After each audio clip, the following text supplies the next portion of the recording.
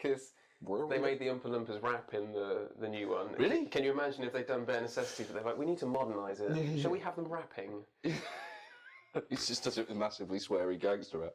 Snoop Dogg features. Grind your bear on a panther.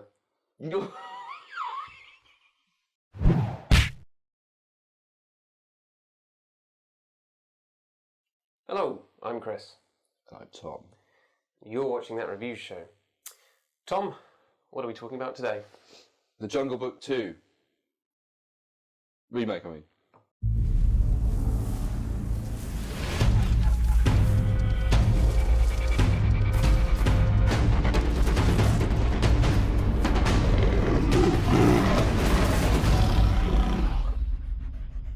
If you can't learn to run with the pack, one of these days you'll be someone's dinner. So, Chris, what was Jungle Book 2 Wrath of Shere Khan about? It's essentially the Jungle Book. Not too many changes really in terms of plot. So, you know, the Jungle Book, it's a young boy raised in the jungle by wolves, and then the return of Shere Khan the tiger means that he has to return to the man village so that he can be safe, because the tiger fears man and their fire. I do feel, though, that the emphasis was placed more on human technological invention in this one. It's all about him technologising and not being a bad wolf, and also fire is a big sort of plot MacGuffin in this. What did you think of it? You know, I think there was some really, really cool stuff in there. I absolutely loved the sort of cartoony but very well thought out and true to life animal effects. In fact, I think every animal design was really interesting. There were some really cool bits where you see tigers and jaguars, no, what do you call them, panthers fighting, and I was like, oh, that's how cats fight. That's pretty realistic, you know, getting the back legs up, and so yeah, they thought it through. Yeah, the creature effects and animation were really good. There were a few bits of really dodgy green screen. Yeah, but I mean, that never broke my immersion, really. I sort of saw it, and to begin with, it was a bit jarring, and then I got used to it, because the whole thing is a bit cartoony, despite the fact it's realistic, you know what I'm saying? Yeah. There were things, however, in the film that did break my immersion. Moments of real tonal shifts that were a problem. You mentioned the songs.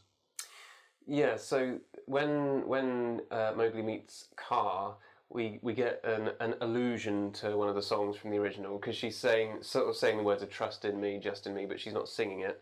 And then when he meets Baloo, Baloo sort of kind of vaguely hums a few lines of Bare Necessities. So you think, okay, we're referencing the songs, but we're not doing them, because, and by that point it really didn't feel like the songs would fit in this film. They wouldn't. This is much more tense, much more thrillery, much more for the modern kind of children that want scares and fast pace. Yeah, but then they put the songs in anyway. So yeah. Bare Necessities was okay, although I'm pretty sure it came after quite a dark scene, so it was a bit of a ugh. And then I felt the voice acting on the whole was really good.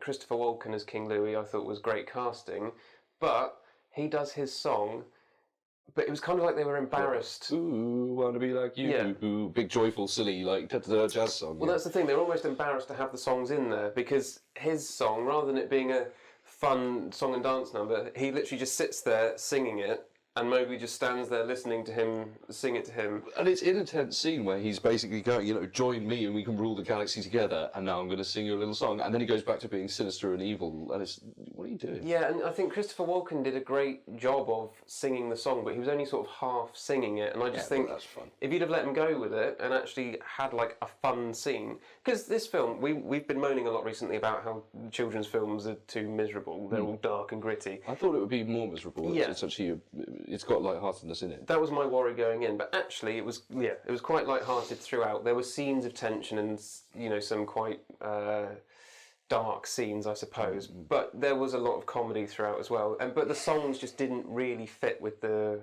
overall tone of the film. But if you think of something like The Lion King, which I think is tonally similar to this, it's gone, you know, it's the plot of The Jungle Book with the feeling of The Lion King, I feel. In The Lion King, the songs work because it's supposed to be woven in. In this, it's sort of name-checking the songs and trying to sort of dump them into a new realisation of the old thing, and that's why they don't quite work, because it's not this story, it's some other story that it's invoking. Like I say, it felt like felt like they needed to have the songs in there, but they were embarrassed to have them in there. So it's kind of like we'll sort. It's like that kid who wants to look cool in class. So he sort of joins in, but doesn't really.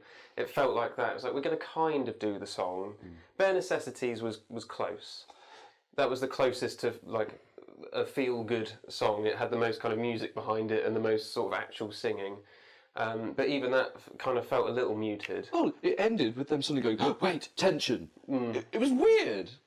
Stop doing this. Now, I think what I realised watching this is that I have too long attention span for children's films now. I think when I was growing up, children's films actually held your attention for longer, and they didn't keep changing pace. And I had this problem with Frozen, that its tone was up and down. You had like dark misery scene, and then a sudden like cold doesn't bother me anyway, uplifting scene.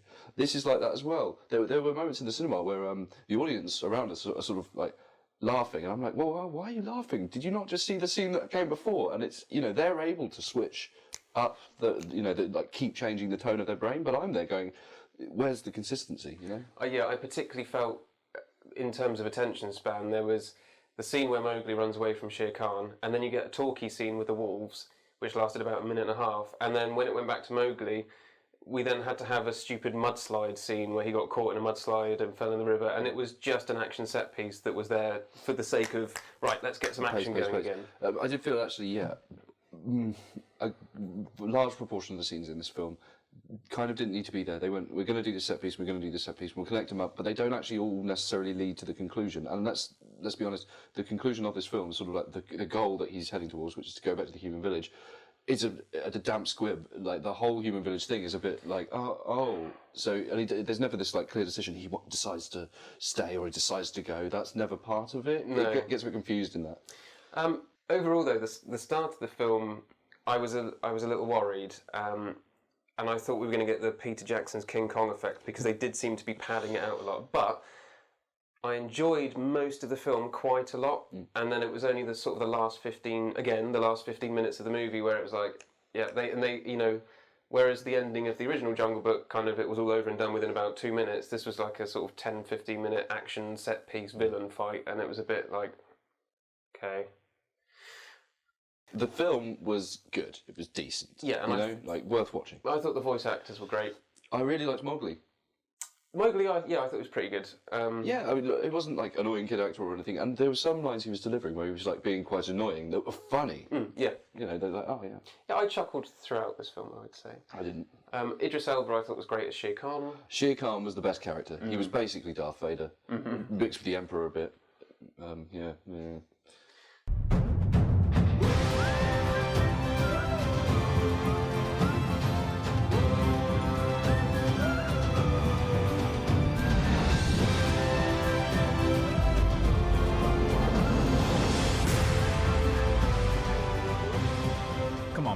Let's be on our way. But I'm helping Baloo get ready for hibernation. Bears don't hibernate in a jungle. Not full hibernation, but I nap a lot. So you would say it's worth the ticket price? Yes. Yeah. Sure. If you're, yeah.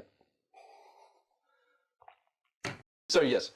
Worth the ticket price. Yeah, go and see it. I was entertained. I was interested. I've got some problems with the fact that it's a remake, and it can't avoid that. But it did well to make an interesting film on its own. Yeah, I mean, I think for children, it's a fine film. Like a lot of children's films we've seen recently, we haven't recommended, but this one I would.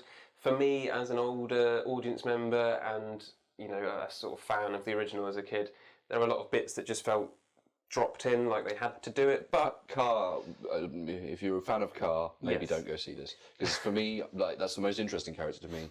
That character doesn't go anywhere. No, but for a child who's experiencing Jungle Book for the first time, yeah, it's a fine film. It's entertaining. It's good. Not quite as joyful as the original, but a good family romp. I would say see this and avoid Tarzan by the looks of things, which we saw the trailer for. There we go. Don't go see Tarzan. That's my recommendation.